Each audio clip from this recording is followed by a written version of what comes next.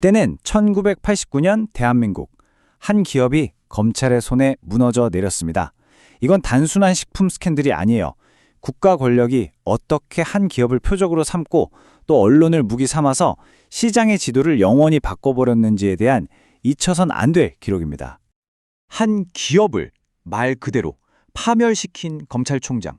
그런데 그는 훗날 왜 이 사건으로 가장 큰 이득을 본 경쟁사의 유급 법률 고문이 되었을까요? 바로 이 질문이 오늘 우리가 파헤쳐야 할 우지 파동의 가장 어둡고 가장 깊은 본질입니다.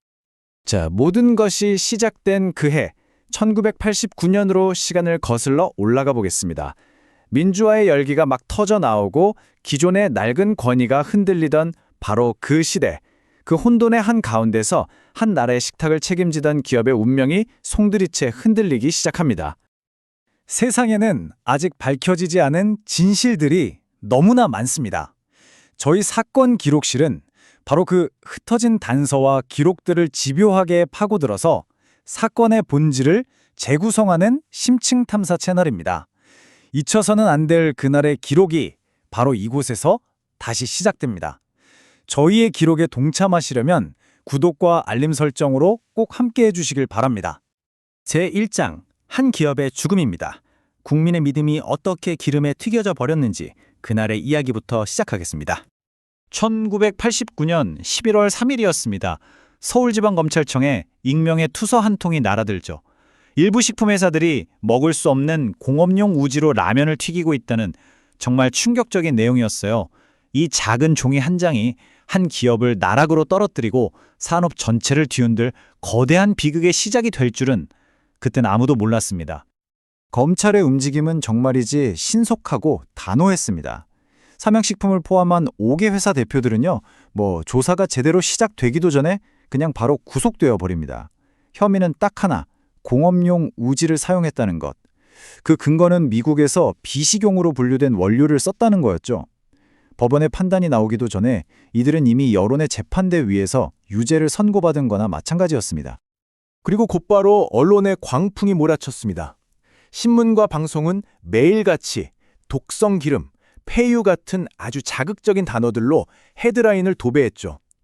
검찰이 던진 의혹은 언론에 의해 아무런 비판 없이 증폭됐고 사실을 확인하기보다는 사람들의 공포심을 자극하는 보도가 쏟아졌습니다. 이 법적 공방은 순식간에 전 국민적인 공포로 번져나갔습니다. 제2장, 공업용이라는 이름의 무기. 대체 어떻게 단어 하나가 한 나라 전체의 인식을 완벽하게 중독시킬 수 있었는지 그 과정을 자세히 들여다보겠습니다. 검찰이 내세운 공업용 우지라는 이 단어는요, 대중에게 정말 끔찍한 이미지를 심어줬습니다. 뭐랄까, 마치 기계에나 써야 할 기름? 먹어서는 절대로 안 될 산업 폐기물이 우리 가족이 먹는 라면에 들어갔다는 그런 공포심을 자극한 거죠.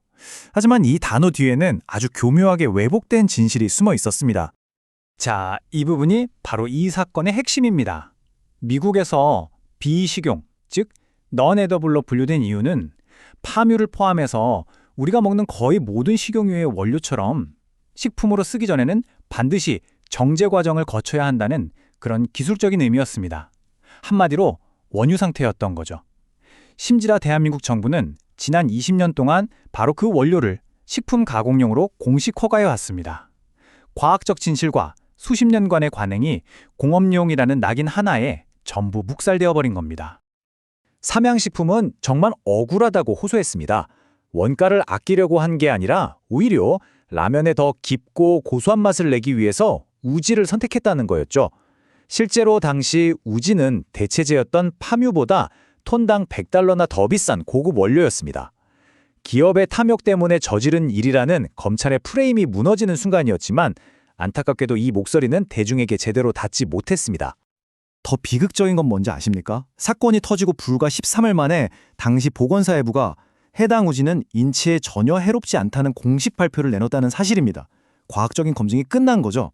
하지만 이미 활활 타오른 여론의 불길 속에서 이 과학적 진실은 너무나 작고 힘없는 외침에 불과했습니다. 제3장, 설계자, 김기춘 검찰총장입니다. 과연 이 사건은 국민 건강을 위한 정의 구현이었을까요? 아니면 다른 목적을 가진 잘 짜인 정치적 프로젝트였을까요?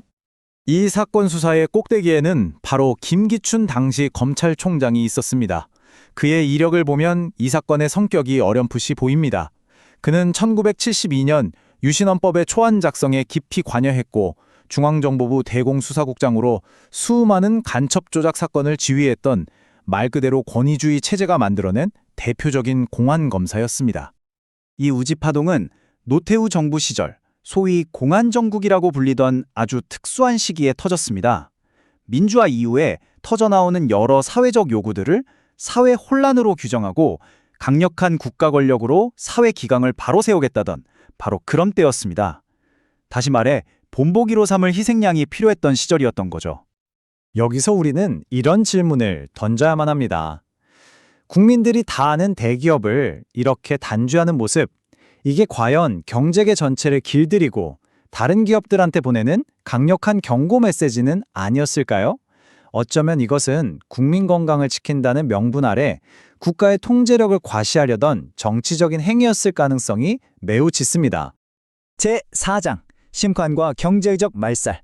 법원의 판결이 내려지기도 전에 시장은 이미 그들에게 사형 선고를 내려버렸습니다. 피해는 즉각적이었고 그야말로 파괴적이었습니다.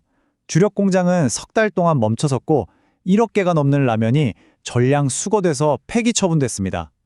피해액은 당시 돈으로 무려 400억 원, 그리고 1000명이 넘는 직원들과 그 가족들이 하루아침에 직장을 잃었습니다. 한 기업이 뿌리째 뽑히고 있었습니다. 사건이 터지기 전 1988년 라면 시장을 한번 보시죠. 농심이 54.1%로 1위, 그리고 삼양이 25.9%로 아주 강력한 2위 자리를 지키고 있었어요. 대한민국 최초의 라면 회사라는 자부심과 함께 시장의 한 축을 굳건히 담당하고 있었죠. 그런데 불과 2년 뒤 시장은 완전히 뒤바뀝니다. 삼양의 점유율은 15.1%로 10%포인트 이상 곤두박질을 쳤고 그 빈자리는 고스란히 경쟁사였던 농심이 차지했습니다. 농심의 점유율은 62.2%까지 치솟으면서 그 누구도 넘볼 수 없는 독점적인 지위를 굳히게 됩니다.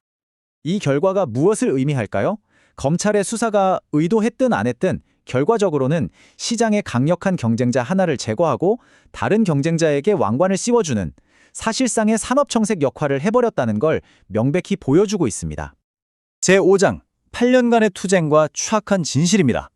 너무나 늦게 그리고 너무나 많은 것을 잃어버린 뒤에야 찾아온 그 승리에 관한 이야기입니다. 하지만 삼양식품은 포기하지 않았습니다. 무려 7년 10개월, 22번의 재판을 거치면서 결백을 주장하며 싸웠습니다. 1심에서 2심으로, 2심에서 대법원으로 해를 넘기고 또 넘기면서 정말 기나긴 싸움을 이어갔죠. 그리고 마침내 1997년 대법원은 삼양식품의 최종 무죄를 선고합니다. 무죄. 바로 그 한 단어를 듣기 위해 8년이라는 세월을 쌓은 겁니다. 법원은 검찰의 기소 논리가 처음부터 잘못됐다고 판단했습니다. 미국의 분류 기준은 국내에 적용할 수 없고 인체에 해롭다는 증거는 어디에도 없다고 명확히 밝혔죠. 이것은 완벽한 법적 승리였습니다. 하지만 이 승리는 너무나 공허했습니다. 무죄 판결이 났을 때 회사는 이미 과거의 그림자만 남은 상태였으니까요. 무엇보다 무서운 건 대중의 기억 속에 공업용 우지라는 그 주홍 글씨가 지워지지 않고 깊이 새겨져 있었다는 사실입니다. 그리고 수년이 흐른 뒤 이 사건의 가장 충격적인 퍼즐 조각이 맞춰집니다. 자, 보시죠. 첫째, 1989년 김기춘 총장이 삼양을 겨냥한 수사를 지휘합니다. 둘째, 그 결과로 삼양은 몰락하고 경쟁사인 농심은 시장을 완전히 장악합니다. 그리고 셋째, 2008년 바로 그 김기춘이 농심의 유급 법률 고문으로 영입됩니다. 여러분, 이 연결고리는 과연 무엇을 말해주고 있는 걸까요? 마지막 장입니다. 끝나지 않은 교훈.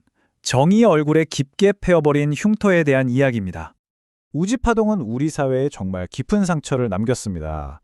라면 업계에서는 동물성 유지가 거의 자취를 감췄고 이 사건은 검찰권 남용의 대표적인 사례로 법학 교과서에까지 실리게 됐습니다. 그리고 국가 권력이 특정 기업의 이익을 위해 동원될 수 있다는 민주주의 사회에서는 결코 나와서는 안 될 위험한 질문을 우리에게 남겼습니다. 이 이야기는 1997년에 끝난 게 아닙니다. 어쩌면 대중과 국가, 그리고 우리를 먹여 살리는 기업들 사이에 남겨진 깊은 불신 속에서 지금도 다른 모습으로 계속되고 있는지도 모릅니다. 한번 무너진 신뢰는 이렇게나 오래가는 법입니다. 오지 파동의 기록은 여기서 끝나지만 아직 세상에는 묻혀있는 진실들이 많습니다. 저희 사건 기록실은 바로 그 진실들을 위해 존재합니다. 저희의 탐사에 계속 동참하고 싶으시다면 구독과 알림 설정으로 잊혀진 기록의 다음 페이지를 부디 함께 열어주시기 바랍니다. 법원의 심판은 끝났습니다. 하지만 과연 진정한 의미의 정의는 실현되었다고 할 수 있을까요? 이 질문에 대한 답은 여전히 우리 모두의 몫으로 남아 있습니다.